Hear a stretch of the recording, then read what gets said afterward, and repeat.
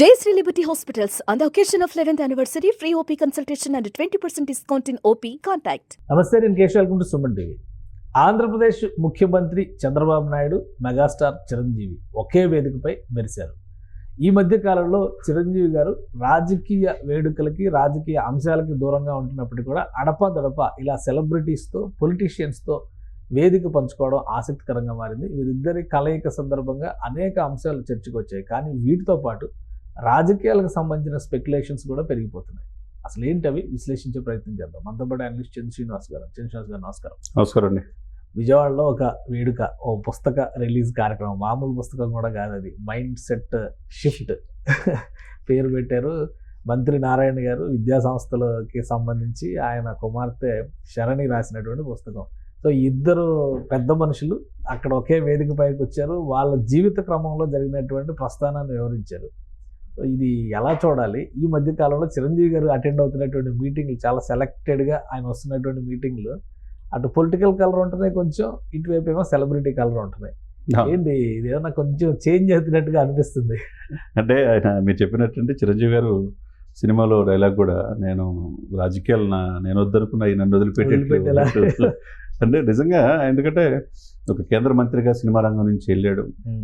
రాజకీయాల్లో social justice అనే point of వ్యూలో ఆయన ఒక మార్గం అనేది వేశారు. ఆయన ఫుల్ఫిల్ చేయలేదు, వాళ్ళ తమ్ముడు ఇప్పుడు పవన్ కళ్యాణ్ గారు ఫుల్ఫిల్ చేసే పనిలో ఆయన ఉన్నాడు. దేశ రాజకీయాల్లో తమ్ముడు యొక్క ఇదేందనేది ఎదురు చూస్తున్నారు. సరే, అనుకోకుండా మీరు అన్నట్టు మొన్న కిషన్ రెడ్డి గారి ఆహ్వానం మేరకు అక్కడ ఢిల్లీలో చూసాం. తను తోడుకొని స్వయంగా మోదీ గారే తీసుకెళ్ళి ఆయన పక్కన కూర్చున్నాం, చూసాం. సంక్రాంతి సెలబ్రేషన్ చూసాం. ఇటు చూస్తేనేమో ఆయనకి పద్మవిభూషణ్ వచ్చిన తర్వాత ఈ రాష్ట్ర ముఖ్యమంత్రి కూడా పార్టీకి సంబంధం లేకుండా రేవంత్ రెడ్డి గారు శిల్పకళా వేదికలో గౌరవించుకుంది చూసాం మనం, వెంకయ్యనాయుడుతో సమానంగా. తర్వాత ఇది గత 5 సంవత్సరాల్లో అది కనపడలా. అసలు యాక్చువల్గా మొగల్తూరు ఆంధ్రప్రదేశ్ బిడ్డ చిరంజీవి గారిని ఆ రాష్ట్ర ముఖ్యమంత్రి సన్మానించాల్సింది పోయి ఆయన గుర్తించాల. టికెట్ల రేట్లు వాళ్ళు ఇబ్బంది పెట్టి సినిమా ఇండస్ట్రీని ఆయన బతిలాడుకునే పరిస్థితి తీసుకొచ్చారు. ఇకపోతే ఇప్పుడు ఎక్కడ చూసినా ఆయన అజాత శత్రువులాగా, అందరి వాళ్ళలాగా. మొన్న ఒక పార్క్ ఓపెన్ చేయడానికి పోయినప్పుడు రేవంత్ రెడ్డి గారు స్వయంగా ఆయన కారులో తీసుకెళ్ళి మా పార్టీ ఇప్పటికని చెప్పి ఆయన బయోడైవర్సిటీ ఆ విధంగా ఎక్కడ చూసుకున్నా ఆయన అందరివాడిగా అతి చూసి వెళ్తున్నట్టే కనపడుతుంది. లేకపోతే ఈ సభకి మీరన్నట్టుగా మైండ్ సెట్ షిఫ్ట్, ఈ గ్రంథ ఆవిష్కరణకి మీరన్నట్టు నారాయణ గారి కూతురు శరణి, చిన్న కూతురు రాసిన దీనికి ఒకవైపు మేధావి 4.5 దశాబ్దాల అనుభవం ఉన్న చంద్రబాబు నాయుడు గారు, ఒకవైపు ఒక పార్టీ పెట్టి రాజకీయాల్లో ఉండదామని వచ్చిన మళ్ళీ సినిమాల్లోకి వెళ్ళిన చిరంజీవి సినిమాల్లో ఆయన స్వయం కృషి కానీ ఇద్దరు వాళ్ళ యొక్క వైవిధ్యమైన వివిధ రంగాల్లో సక్సెస్ఫుల్ పర్సన్సే. ఒకరికొకరు మాట్లాడిన తీరును చూస్తే మీరన్నట్టు ఇది రాజకీయాల్లో ముడిపెట్టకపోయినా ఆల్రెడీ రాజకీయాలతో వదిలిపెట్టలేదని ఉంది. ఎందుకంటే ఆయన కింద గంటా శ్రీనివాస్ ఉన్నాడు, ఆయనతో పాటు గెలిచిన 18 మంది ఎమ్మెల్యేలు ఒకప్పుడు ప్రజారాజ్యంలో ఉన్నాడు. ఇప్పటికీ ఆయనతో సన్నిహిత సంబంధాలు ఉన్నాయి గంటా శ్రీనివాస్. కొన్ని సినిమాలు కూడా నిర్మించిన ఇదే వ్యక్తి. కానీ ఇప్పుడు ఆయన అధికారికంగా టీడీపీ పార్టీలో ఉన్నాడు.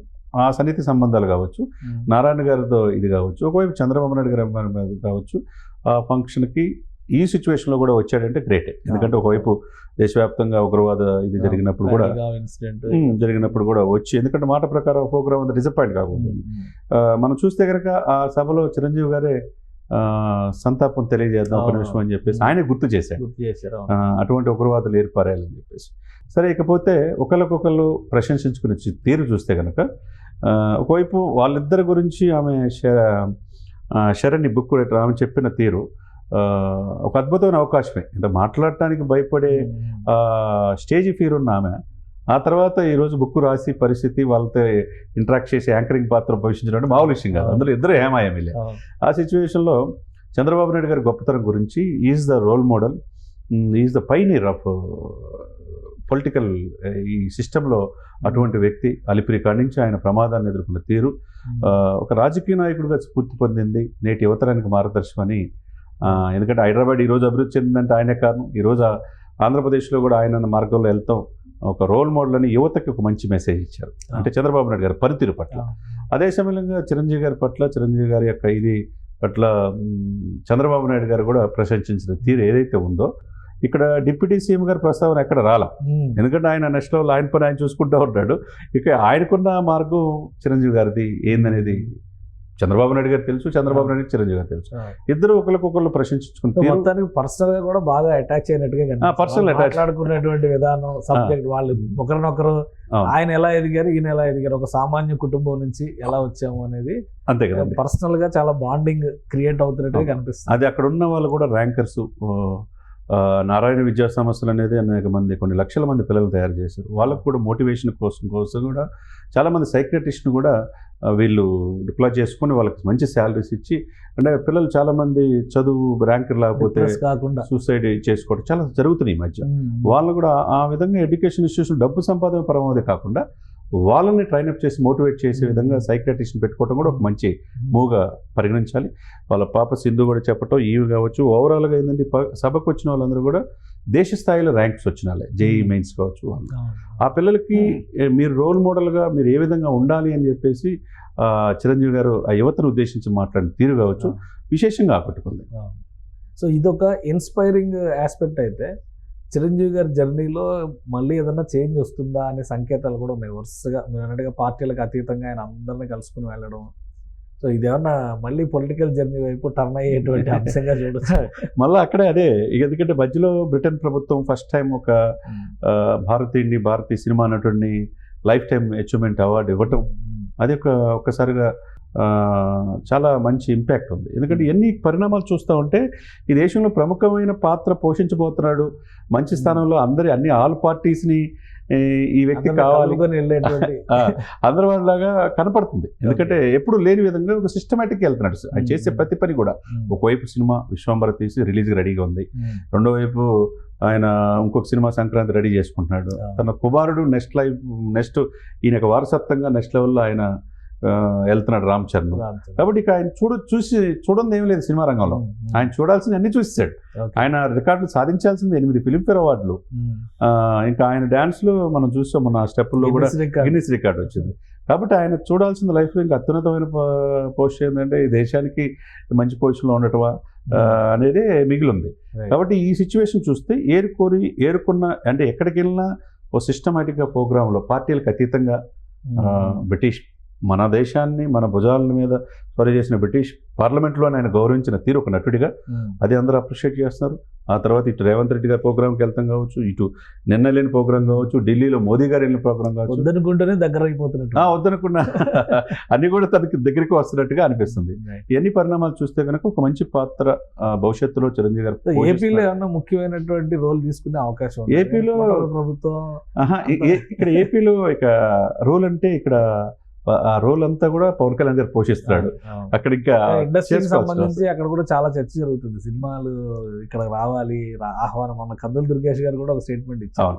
సో ఇండస్ట్రీ పరంగా ఈ ఫ్రెండ్షిప్ కొనసాగే అవకాశం ఉంటుంది. తప్పకుండా అండి. చిరంజీవి గారు ఒక ఇండస్ట్రీకి ఆయన కాదనుకున్నా ఆయనే ఇండస్ట్రీ పెద్దని రాజమౌళి గారు, పెద్ద వాళ్ళు అందరూ కూడా, మహేష్ బాబు అందరూ చెప్పినమాట వస్తుంది.